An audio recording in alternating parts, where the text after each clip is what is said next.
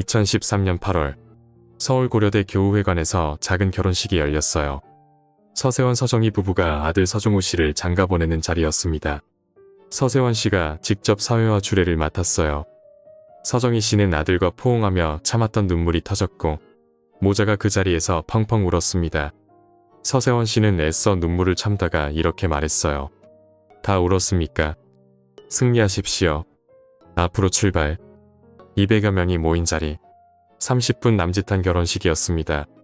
이 결혼식으로부터 9개월 뒤인 2014년 5월 CCTV 영상 하나가 세상에 공개됐어요. 청담동 오피스텔 지하 주차장에서 한 여성이 바닥에 넘어져 있었습니다. 남성이 그녀의 다리 한쪽을 잡고 바닥을 끌며 엘리베이터까지 지나갔어요. 사람들이 지켜보고 있었지만 남성은 아랑곳하지 않았습니다. 그 남성이 서세원 씨였고 끌려가는 여성이 서정희 씨였어요. 온 국민이 인꼬 부부라고 믿었던 32년 동안 닫힌 문 안에서는 무슨 일이 있었을까요? 왜 그녀는 32년을 버텼을까요? 사랑이었을까요? 감옥이었을까요?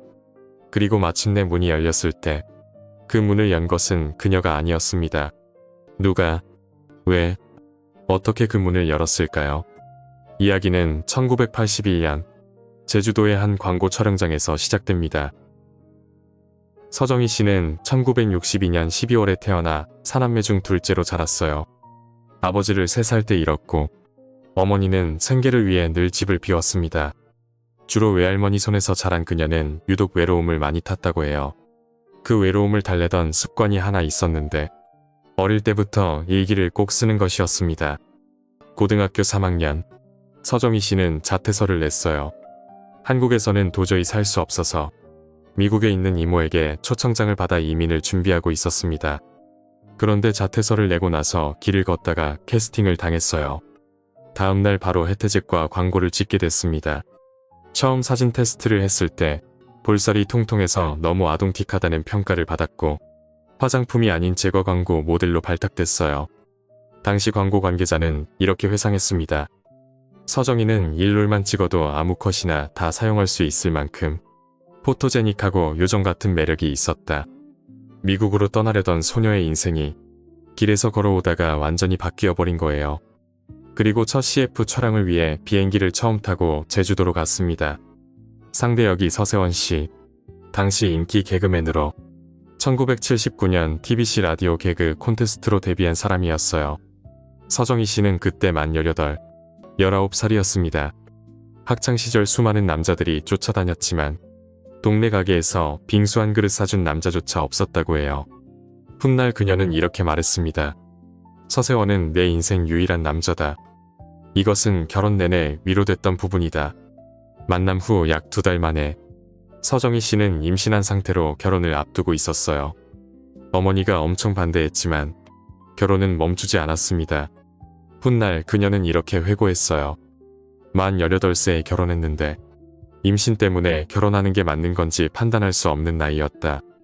1980년대 초 한국에서 만 19살의 소녀가 부당한 일을 당해도 대처할 사회적 경험은 없었어요.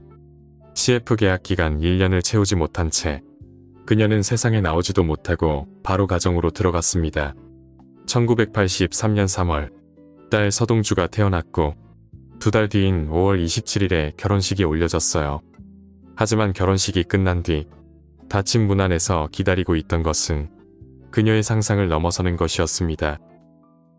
결혼식 날짜는 1983년 5월 27일이었어요. 하지만 딸 서동주는 그보다 2달 앞선 3월에 이미 태어나 있었습니다.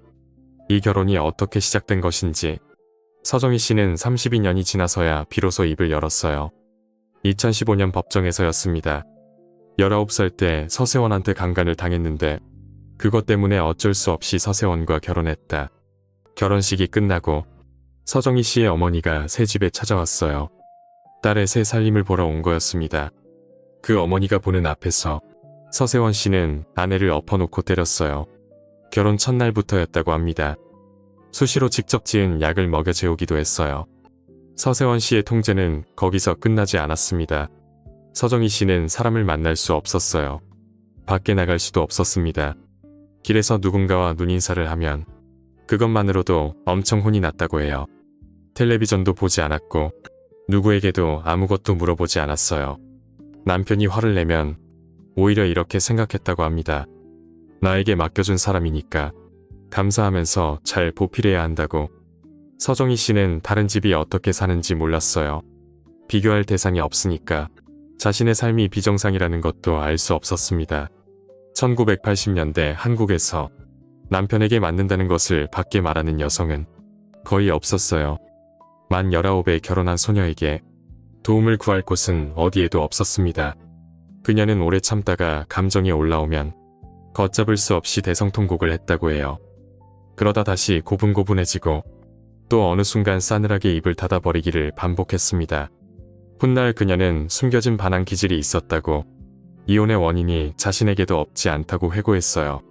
훗날 MBC 휴먼 다큐에 출연했을 때 그녀는 이 32년을 한마디로 이렇게 표현했습니다. 포로 생활이었다고. 1985년에 아들 서종우 씨가 태어났지만 아이들이 생겨도 달라진 것은 없었어요. 서종우 씨는 초등학생 때 아버지에게 주먹으로 맞았다고 훗날 방송에서 말했습니다. 딸 서동주 씨도 에세이에서 어린 시절에 가정폭력을 증언했어요. 성적 압박도 심해서 전교 1등을 휩쓸며 MIT와 와튼스쿨을 졸업한 배경에는 아버지의 압박이 있었다고 합니다. 하지만 바깥 세상은 전혀 다른 이야기를 보고 있었습니다. 1988년 KBS 토요일은 즐거워에서 가수 김지혜 씨가 노래를 불렀어요. 주현미의 비 내리는 영동교를 개사한 코너였는데 그 가사 안에 이런 구절이 있었습니다. 팀조와 호황 이룬 서세원 부부. 온 국민이 그렇게 알고 있었어요. 서정희 씨는 결혼 뒤 방송은 은퇴했지만 CF 모델로는 계속 활동했습니다. 해태제과 전속 모델을 거쳐 금성사의 전속 모델로 일했어요. 임신 8개월에도 촬영을 했고 알뜰하게 살림하는 아내로 유명했습니다. 인테리어에 돈 쓰는 것을 싫어해서 고물을 주워다가 혼자 리폼하는 것에 재미를 느꼈다고 해요. 바깥에서 본 서정희 씨는 한 남자를 위해 헌신하는 아내였어요. 훗날 그녀는 그 시절을 이렇게 설명했습니다. 자녀들에게 깨끗하고 순결한 엄마의 이미지를 주려고 노력했던 과정이 있었다고. 1992년 2월 잔이윤 쇼에 부부가 함께 출연했어요. 결혼 10주년 무렵이었습니다. 서세원 씨가 웃으면서 이런 이야기를 했어요. 자기가 퇴근할 때 발소리나 주차하는 소리를 미리 듣고 아내가 먼저 문을 열어놓아야 했다고. 그렇지 않으면 문을 발로 차고 들어왔다고 해요. 퇴근 시간을 전화로 미리 얘기했는데도 저녁이 준비되어 있지 않으면 또 화를 냈다고. 개그맨 특유의 유머러스한 말투로 웃으면서 인정하는 모습이었어요. 서세원 씨는 이렇게 말했습니다. 신혼 때는 말 잘 듣더니 요즘엔 안 지려고 한다. 그 옆에 앉아있던 서정희 씨는 어색해하고 불안해하는 표정이었다고 해요. 지금 다시 보면 소름이 돋는다는 평가가 있을 정도입니다. 그 시절 서정희 씨에게는 아무도 모르는 습관이 하나 있었어요. 어릴 때부터 일기를 꼭 쓰는 사람이었는데 결혼하면서 서세원 씨가 그녀의 물건을 모두 버렸습니다. 추억이 담긴 일기장과 노트까지 아무것도 남지 않았어요. 그래서 그녀는 다시 몰래 일기를 쓰기 시작했습니다. 결혼 생활이 힘드니까 어딘가에 적어두지 않으면 안 되었던 거예요. 그 일기에 적힌 말은 이런 것들이었다고 해요. 비참해, 외로워, 슬퍼. 같은 일이 딸 서동주 씨에게도 일어났어요. 서동주 씨는 17살 이후로 한동안 일기를 쓰지 않았다고 합니다. 아버지가 일기를 몰래 읽고 그 내용으로 혼을 냈기 때문이에요. 좋아하는 선배와 같이 공부하고 밥을 먹었다는 내용이었을 뿐인데 돌아온 것은 욕설이었습니다. 엄마도 딸도 같은 사람에게 같은 방식으로 사적인 목소리를 빼앗겼어요. 그런데 바깥 세상에서 서세원 씨에게 더 큰 일이 일어나고 있었습니다. 2001년 서세원 씨가 제작한 영화 조폭 마누라가 크게 흥행했어요. 자신감이 넘쳤던 시기였습니다. 나폴레옹을 이해하겠다는 말을 했다고 전해질 정도였어요. 그 자신감은 오래가지 않았습니다. 2002년 8월 허위 세금 계산서 작성과 법인세 포탈, 방송사 PD에게 뇌물을 건넨 혐의로 수사가 시작됐어요. 서세원 씨는 홍콩으로 출국한 뒤 미국으로 건너갔습니다. 5년 10개월 동안 이어져 온 KBS 서세원 쇼가 그해 8월에 막을 내렸어요. 2003년 여권이 무효화되고 인터폴 수배가 내려졌습니다. 서세원 씨는 그의 4월 병상에 누운 채 귀국했어요. 허리디스크 악화라는 이유였지만 동정표를 얻으려는 행동으로 보는 시선도 있었습니다. 구속됐다가 20일 만에 보석으로 풀려났고 최종 판결은 징역 10개월에 집행유예 2년이었어요. 딸 서동주 씨는 이 시기를 기점으로 아버지가 완전히 달라졌다고 말했습니다. 유복했던 어린 시절, 부모님 사이가 나쁘지 않았던 시절, 좋은 기억도 분명히 있었다고 해요. 하지만 2002년 구치소를 다녀온 뒤로는 아예 다른 사람이 돼서 돌아왔다고 합니다. 서동주 씨는 그 이유를 이렇게 설명했어요. 방송이 막히고 사회적 명성이 꺾이면서 아버지 본인이 너무 힘들었는데 그걸 풀어나가는 방법을 몰랐다고. 자신은 그림을 그리며 스트레스를 풀지만 아버지에게는 그런 출구가 없었다고. 그래서 어머니에게 분풀이를 하게 되면서 부부 사이가 무너져 내렸다고 합니다. 서정희 씨는 그런 남편을 바꿔보려 했습니다. 사랑이 무엇인지 모른 채 흉내만 내며 살아온 세월이 너무 길었어요. 남편을 목회자로 만들면 올곧은 사람으로 변화시킬 수 있다고 그녀는 믿었습니다. 그 심지에 불을 붙이기만 하면 바뀔 사람이라고. 서세원 씨는 미국에서 신학교를 졸업했고 서울 청담동에 솔라그라티아 교회를 열었어요. 서정희 씨는 그것을 지켜보며 기다렸습니다. 목사가 되면 달라질 줄 알았어요. 달라지지 않았습니다. 교회는 매주 적자였고 헌금만으로는 운영이 되지 않았어요. 서세원 씨는 방송에 나와 교회 홍보를 지나치게 많이 했고 강단에서 막말을 하기도 했습니다. 서정희 씨가 마지막으로 걸었던 희망은 그렇게 무너져 내렸어요. 2014년 4월 13일 교회가 문을 닫았습니다. 한 달이 지났어요. 2014년 5월 10일 서정희 씨는 전화기를 들었습니다. 32년 동안 한 번도 누르지 않았던 번호를 그녀가 직접 눌렀어요. 110이었습니다. 2014년 5월 10일 서세원 씨는 아내를 오피스텔 지하에 있는 요가룸으로 불렀어요. 그리고 이혼을 해줄 바에는 죽여버리겠다고 협박하며 아내의 목을 졸랐습니다. 서정희 씨는 훗날 이렇게 증언했어요. 서세원 씨가 자신의 위에 올라타 목을 조르기 시작했고 눈알이 빠질 것 같은 느낌을 받았다고. 그 시간이 얼마였는지 기억이 나지 않을 정도였다고 합니다. 지하 주차장에 CCTV가 그 뒤의 장면을 기록하고 있었어요. 서정희 씨가 바닥에 넘어져 있었습니다.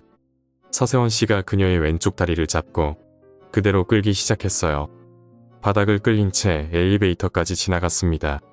주변에 사람들이 있었지만 서세원 씨는 아랑곳하지 않았어요. 19층까지 올라가서도 계속 끌려갔고 그 사이에 경찰이 출동했습니다. 훗날 서정희 씨는 그 순간을 이렇게 말했어요. 탁 잡히는 바람에 바닥에 쓰러졌고 왼쪽 다리를 잡혀 그대로 엘리베이터까지 끌려갔다고. 서정희 씨가 직접 112에 신고한 것이었습니다.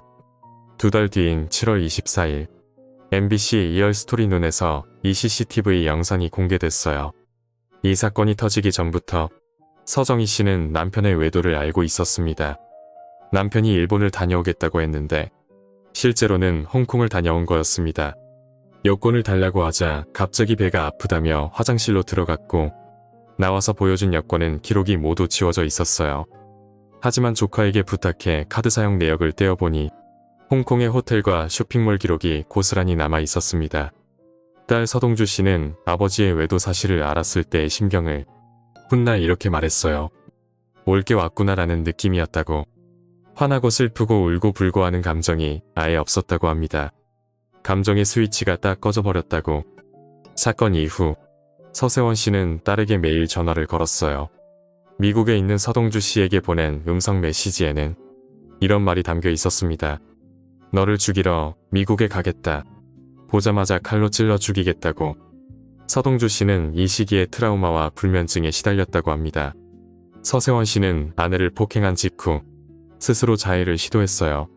이를 쌍방과실로 꾸미기 위한 것이었습니다. 딸 명의로 대출을 받은 사실도 나중에 밝혀졌습니다. 그 CCTV가 공개된 뒤 예상치 못한 사람들이 움직이기 시작했어요. CCTV가 공개된 뒤 서울가정법원에 이혼 소송이 제기됐어요. 그런데 이 소송을 낸 사람은 아내 서정희 씨가 아니었습니다. 딸 서동주 씨와 아들 서종우 씨가 아버지를 상대로 어머니의 이혼을 청구한 거예요. 두 자녀는 같은 달에 모친 보호 요청도 함께 냈어요.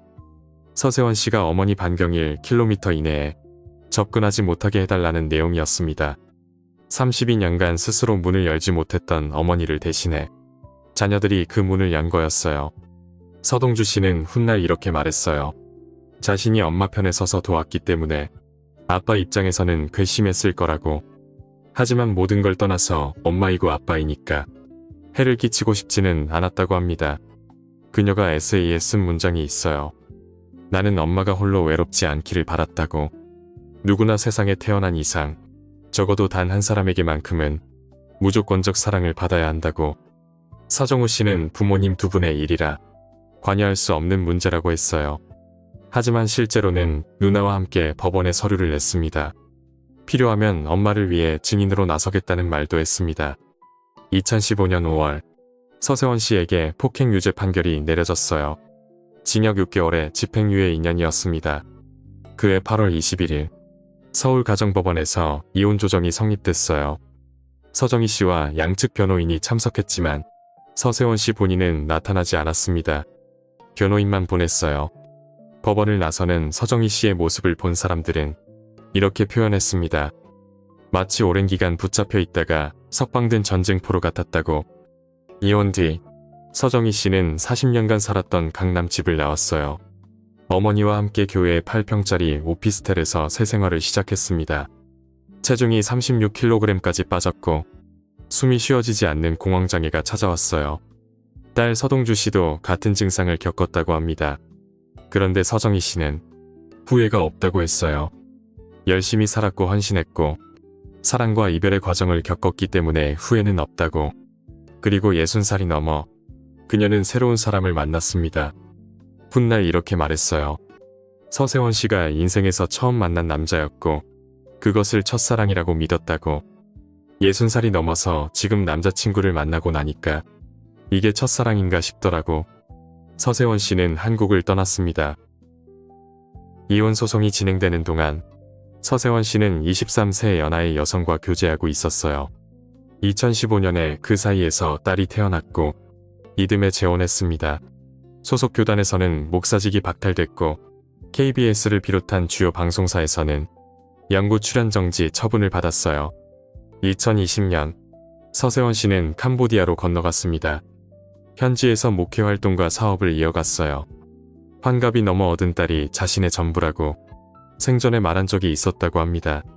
2023년 4월 20일 오후 푸놈펜의 한 의료시설에서 서세원 씨가 정맥 주사를 맞고 있었어요. 미래 폴리클리닉이라는 이름의 이 시설은 간판에 태극기와 캄보디아 국기가 나란히 그려져 있었어요. 하지만 병원 허가증도 의사 면허증도 없는 곳이었습니다. 정식 개업 전이었고 서세원 씨 본인이 공동 투자한 곳이었어요. 그날 주사를 놓은 사람은 그 병원에 면접을 보러 온 간호사였습니다. 아직 직원도 아닌 사람이었어요. 주사 도중 서세원 씨의 심장이 멈췄고 향년 67세로 세상을 떠났습니다. 서동주 씨는 그 소식을 산책 중에 들었어요. 아는 기자에게서 괜찮냐는 연락이 왔고 곧이어 어머니에게서 전화가 왔습니다. 그녀는 그날 바로 비행기표를 끊고 캄보디아로 갔어요. 아버지와 연락을 끊은 지 9년에서 10년이었습니다. 그래도 아버지의 마지막을 지켜드려야겠다는 마음 하나로 간 거였어요. 서동주 씨가 아버지를 처음 본 것은 돌아가신 뒤의 얼굴이었습니다. 시신은 현지 사원에 안치되어 있었어요. 날씨가 너무 덥고 후덥지근했고 쓰레기도 많았다고 합니다. 냉동시설도 제대로 되어 있지 않아서 부패가 살짝 진행되어 있었어요. 서동주 씨는 이렇게 말했습니다. 정말 인생이 이렇게 허무해도 되나 싶었다고. 아버지와 사이가 좋고 안 좋고를 떠나서 행복하길 바랐는데 그 모습을 보니까 마음이 찢어지는 것 같았다고. 아버지 발인 날 오래 키우던 반려견 클로이도 함께 떠났어요. 그래서 아버지 생각을 하면 클로이 생각이 나고 클로이 생각을 하면 아버지 생각이 난다고 합니다. 서동주 씨에게 아버지는 생각하면 너무 좋은데 너무 싫은 사람이었어요. 잘 보이고 싶기도 한데 너무 밉기도 한 그런 복잡한 감정이 늘 있었다고 합니다. 그녀는 이전 에세이에 이렇게 쓴 적이 있었어요. 난 아빠와 닮은 점이 참 많았다고. 미워하고 싶지 않아서 미워하지 않기로 했다고 쓰고 실망하고 싶지 않아서 실망하지 않기로 했다고 썼습니다. 이혼이 끝난 뒤 서정희 씨는 자신이 가지고 있던 일기장을 모두 꺼냈어요. 결혼 생활 내내 몰래 써왔던 일기들이었습니다. 그리고 전부 불태웠어요. 과거 결혼 생활이 너무 싫었기 때문에 청산하고 싶었다고 합니다. 아무것도 없이 다시 시작하고 싶었다고.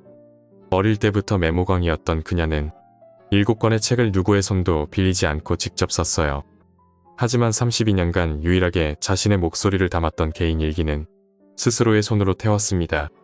그 다음부터는 개인적인 일기는 안 쓰게 되었다고 해요.